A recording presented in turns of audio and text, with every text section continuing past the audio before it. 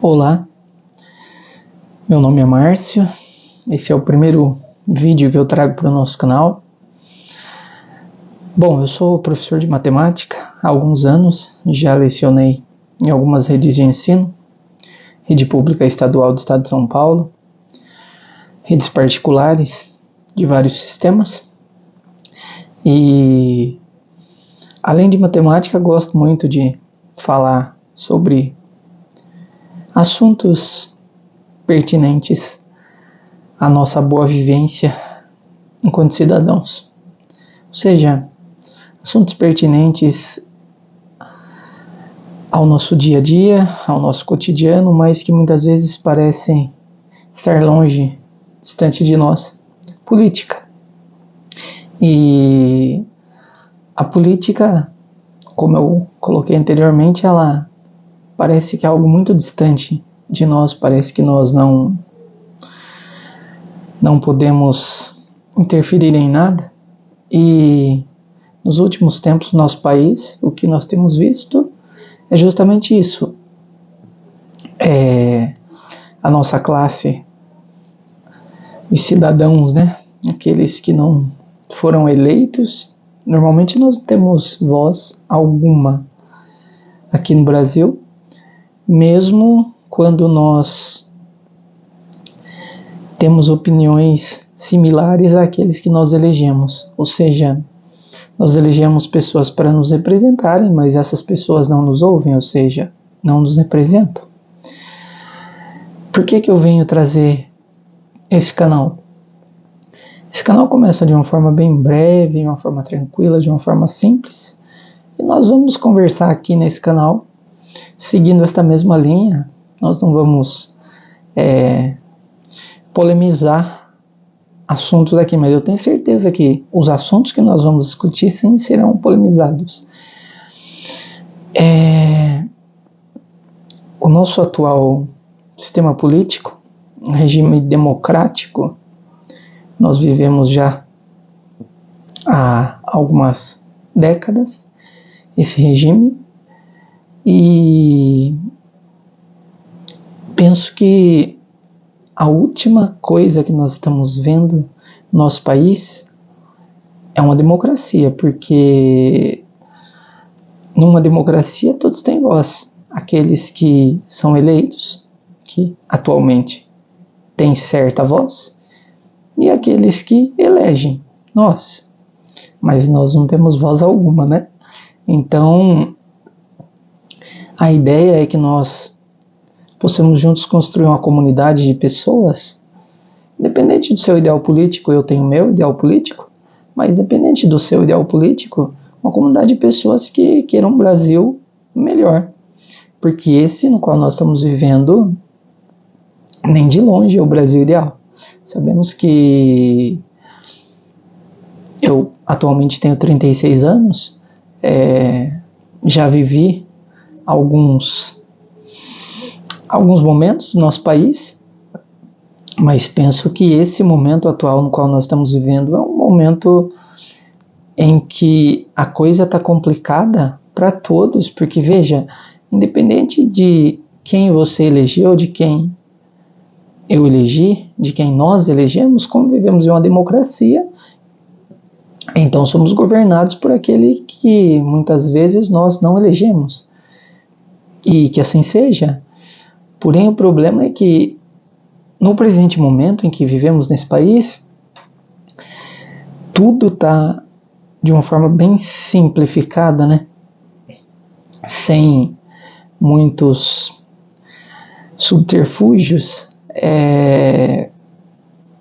O que ocorre é que, no presente momento, a carga tributária do país está altíssima, a inflação comendo solta, e nós estamos pagando a conta.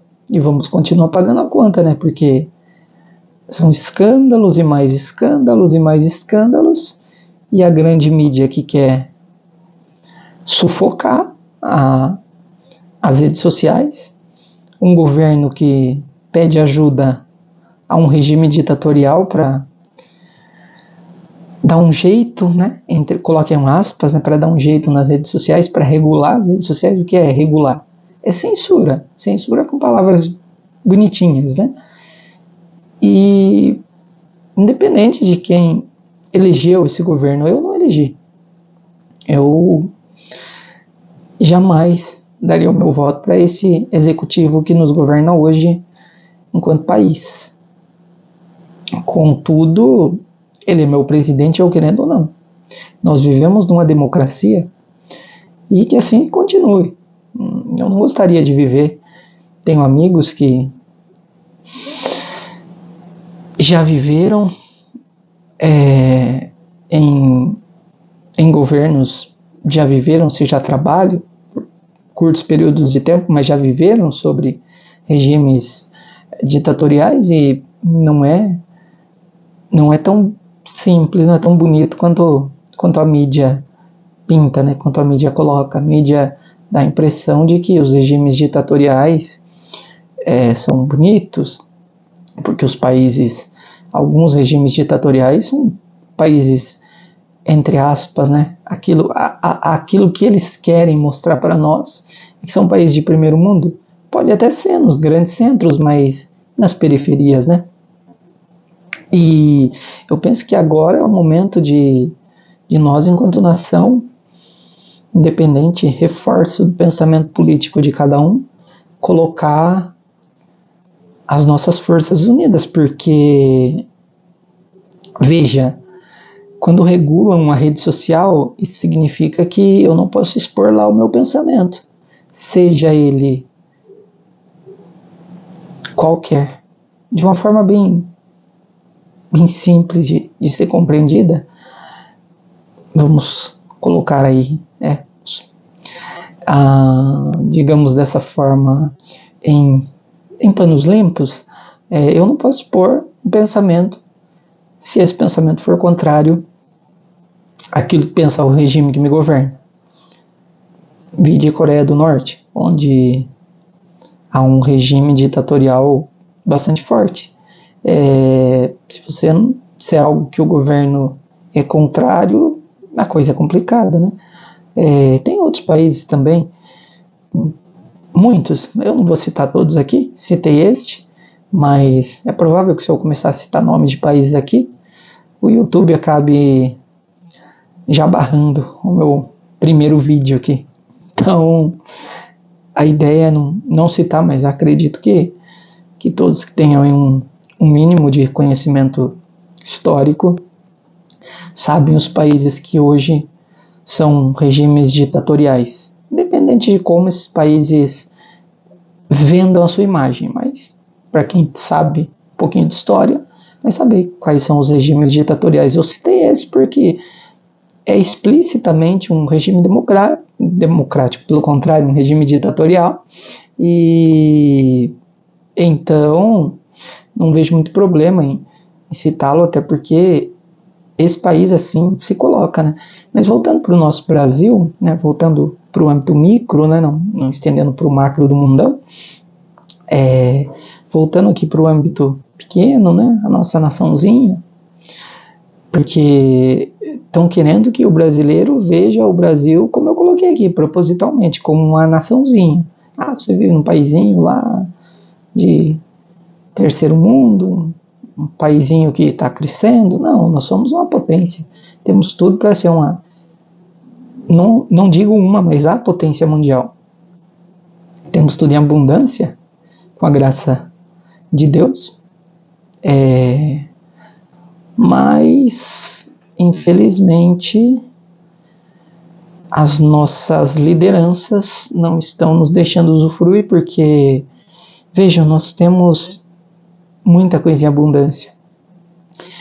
A matéria-prima para quase tudo que se faz mundo afora, nós temos aqui no Brasil. Contudo, as tecnologias embarcadas aqui são rasteiras ainda. Mas por que as tecnologias embarcadas são rasteiras? Porque tudo aqui é muito caro. O regime tributário aqui não é só para nós, que somos a classe operária, mas para os grandes empresários também. Lógico que eles sofrem menos do que nós, o impacto é muito menor. Vamos dar um exemplo. Eu, um professor que ganha um salário vexatório para aquilo que estudei para ser professor, e eu decido começar um pequeno negócio, uma pequena empresa, e ela não dá certo por algum motivo, eu tenho pouco capital para investir, então, obviamente que eu vou à falência.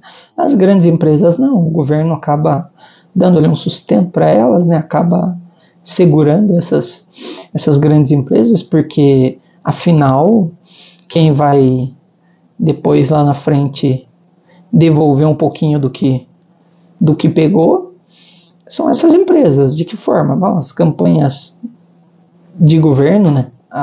Cada partido, nós sabemos que cada partido tem um caixa declarado, além daquele que não é declarado. Nós somos inocentes, mas esses caixas desse partido são bilionários. E quem é que sustenta esses caixas em um momento de campanha eleitoral?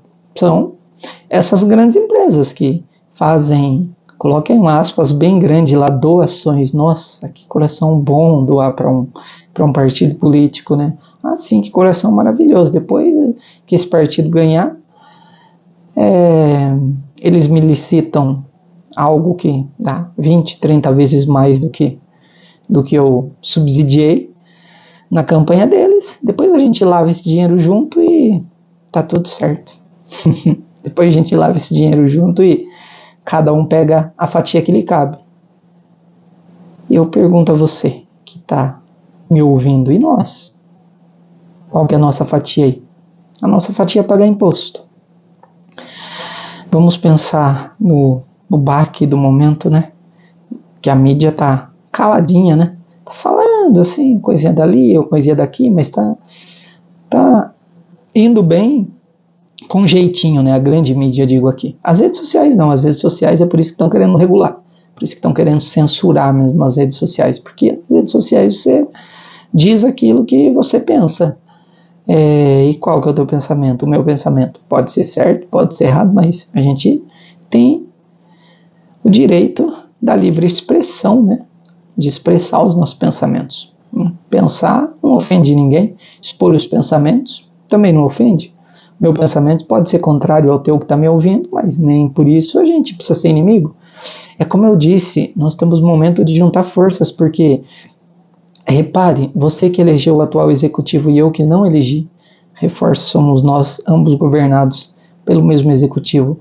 A carga tributária já vinha alta de longas datas, e quem vinha governando?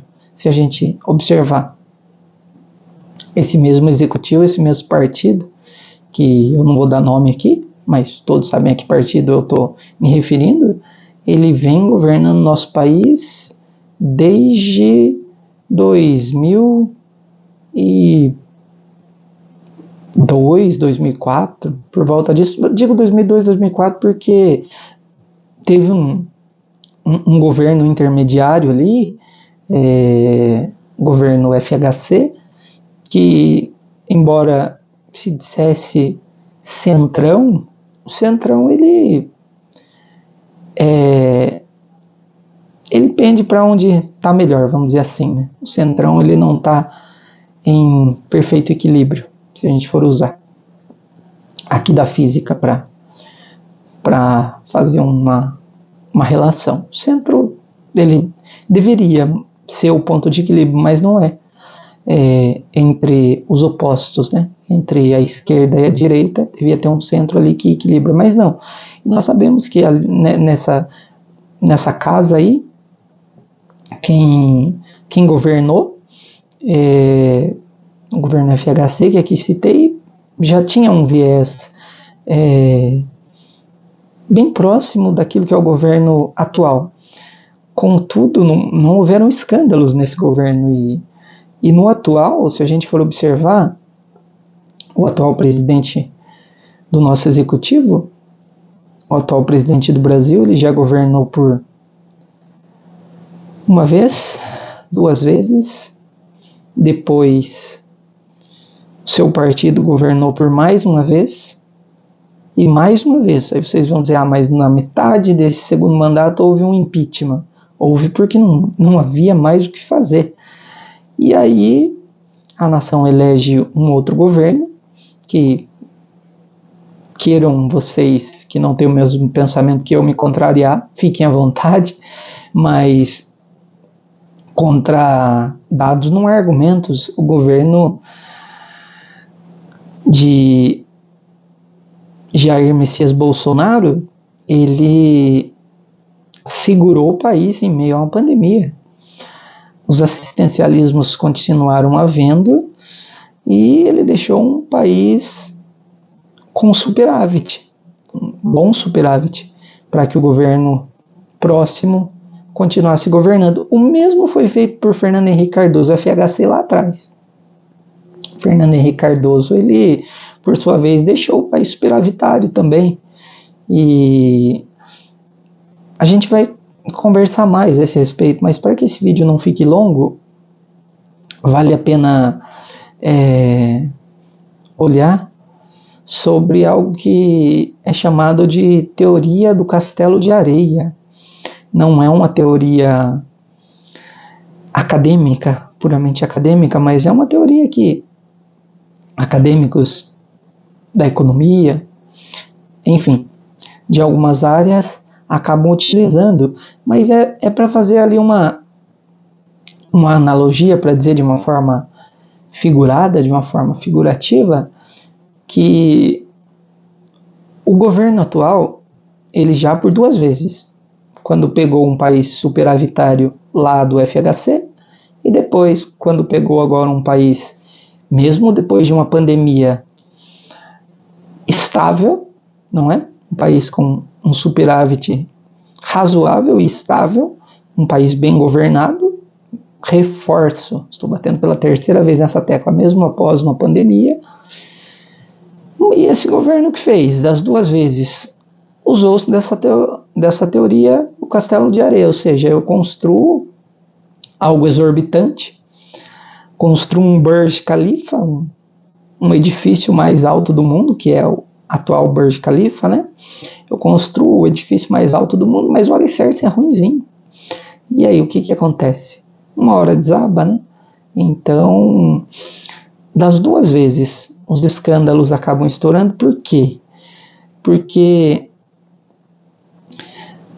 é tanto assistencialismo, é tanta corrupção, que não tem de onde tirar tanto dinheiro, por mais que o país tenha uma arrecadação bastante grande, mas não há como sustentar. Já quebraram fundos de pensão, já quebraram estatais e seguem quebrando. Essa é a ideia, reforço, para nos fazer sentir cidadãos de uma naçãozinha que está quebrando e que o governo já está quebrando a nação mesmo, né? Para aqueles que ainda têm um pingo de esperança, eu sou um desses. Espero que você que está me assistindo também seja um desses. Independente, reforço o teu ideal político, eu já deixei aqui bem claro o meu, mas veja que tudo que prometeram, se você tiver um pingo de consciência, se você elegeu esse atual presidente da República, observe que tudo o que foi prometido na campanha não se cumpriu. Praticamente tudo não se cumpriu. Se vocês observarem, eu não vou ficar ticando aqui nesse vídeo, reforço para que ele não fique muito longo, mas a gente vai discutir nos próximos tudo que não se cumpriu. Olha, isso aqui foi prometido, tá? Cadê a evidência? Onde é que cumpriu? Olha, isso aqui também foi prometido, cadê a evidência? Onde é que cumpriu? A gente vai ver que praticamente nada se cumpriu. E mais uma vez, o quê? Pouco tempo de governo aí, e mais uma vez nós temos um pouco mais da metade do mandato e nós já temos mais um escândalo aí. Então, escândalo que vai bater naquele que é mais frágil, né? Que é a pessoa idosa, a pessoa que muitas vezes não sabe mexer num celular, que muitas vezes nem sabe o que é um celular e que, a partir do momento em que as coisas foram sendo digitalizadas, essas pessoas não sabem mexer, entram aqueles que aproveitam-se dessa fragilidade. Então vamos fraudar essas pessoas, é isso que fazem. Então eu penso que é uma covardia absurda, porque eu vou dar um exemplo aqui. Vamos dizer que haja no meu salário um desconto sindical ou qualquer que seja ele que eu não autorizei, de imediato eu vou olhar na minha folha de pagamento e vou dizer, epa, esse desconto aqui, né, ele é indevido e eu vou reclamar. Contudo, essas pessoas que foram fraudadas, né, aposentados, pensionistas, muitas vezes são pessoas já de uma idade maior que não estão acostumados com esse turbilhão de tecnologia, né? E tecnologia que está sendo utilizada de forma errada, né? Descontos indevidos e aí dizer, não, mas a gente vai sanar, a gente vai pagar tudo e vai pagar, né? Mais uma promessa, né? Escrevam essa promessa, guardem esse vídeo que vocês estão vendo hoje. Não sei quando é que você vai ver esse vídeo, mas eu tô gravando esse vídeo em 4 de junho de 2025. Então, independente de quando você for ver esse vídeo, você vai lembrar dessa data. Tem uma promessa, nós vamos pagar tudo aquilo que foi descontado desses idosos, né? A promessa essa que vai ficar no papel também, como tantas outras, né? A grande mídia deixa de falar, entra uma outra modinha, todo mundo esquece, os aposentados não têm, digamos dessa forma,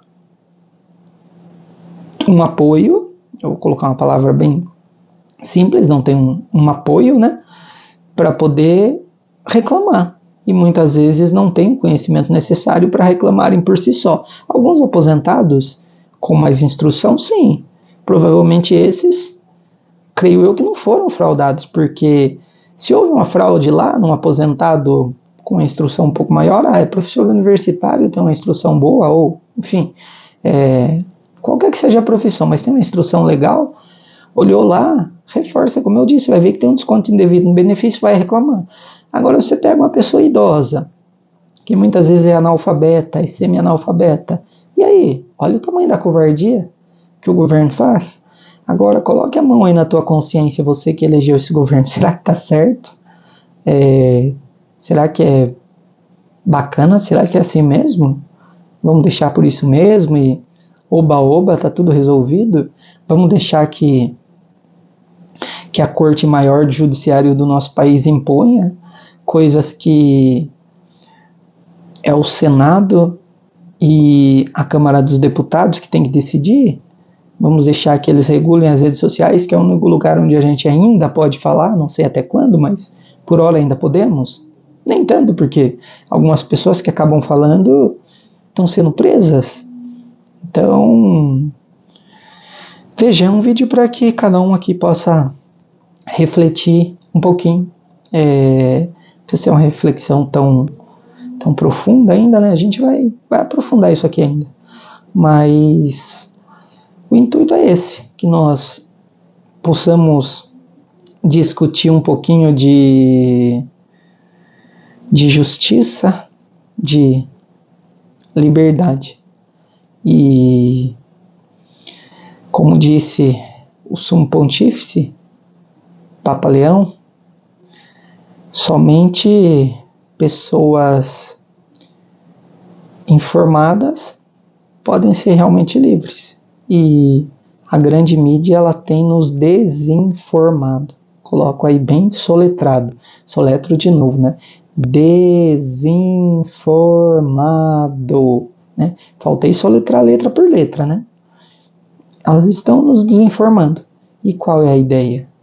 A ideia é desconstruir o projeto de nação que aqueles que são patriotas têm no coração, levar esse projeto de nação por água abaixo, fazer com que se conforme com a situação vexatória a que nós estamos sendo expostos e que estamos tendo que engolir, falando, como diz aqui no interior de São Paulo, engolir goela abaixo, né? Engolir de forma forçada. É isso que nós estamos tendo que fazer. Eu não concordo? Não concordo, mas vou fazer o quê, né? Que força eu tenho? Que força nós temos? E é aí que nós nos enganamos, nós temos muita força. Não força força para sair quebrando coisa, para sair fazendo protesto violento. Não, de forma alguma. A nossa força está aqui. A nossa força é o nosso pensamento, é a nossa capacidade intelectual de falar, de pôr a boca no trombone, como dizem aqui, né? De falar aos quatro cantos. E uma hora eles vão ter que nos escutar, porque afinal, aqueles que nos governam são poucos, mas nós somos mais de 210 milhões. Então, quem é a maioria, né? Nós somos maioria.